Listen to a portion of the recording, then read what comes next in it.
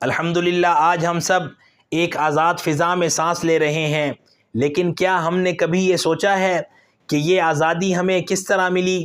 14 اگست 1947 یہ وہ دن ہے جب غلامی کی زنجیریں ٹوٹ گئیں، جب لا الہ الا اللہ کی صدا نے بر صغیر کی فضا کو جگمگا دیا، جب لاکھوں مسلمان اپنے ایمان کی طاقت سے ایک نئی مملکت حاصل کرنے میں کامیاب ہوئے۔ یہ وہ دن ہے جب ہمارے بزرگوں نے اپنا خون بہا کر یہ زمین حاصل کی، ماں نے اپنے بیٹے قربان کیے، بہنوں نے اپنے بھائی کھوئے، بوڑھوں نے اپنی آخری سانسیں وطن کے نام کر دیں۔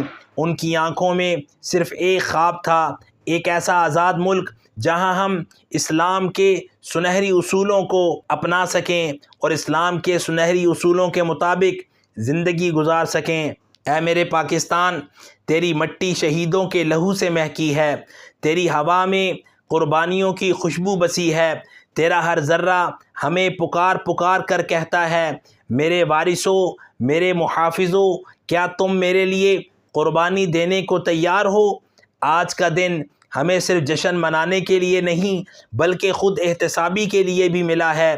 کیا ہم اس پاکستان کی حفاظت کر رہے ہیں جس کے لیے لاکھوں جانیں دی گئیں؟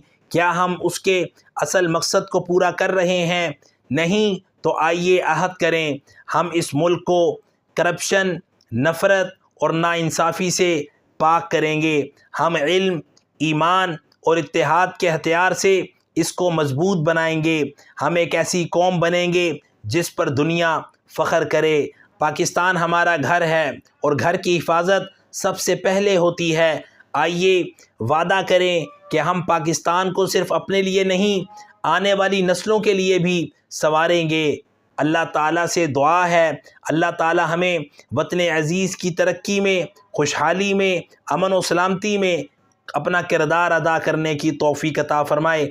ہمارے ذمہ داران کو احساس ذمہ داری اور ایمانی بیداری عطا فرمائے، رہنے والوں کو دین متین کا شیدائی بنائے، وطن عزیز کو دن دگنی رات چگنی ترقی عطا فرمائے اور تا قیامت بقا سلامتی استحکام عطا فرمائے، اور ہم سب کا حامی و ناصر ہو۔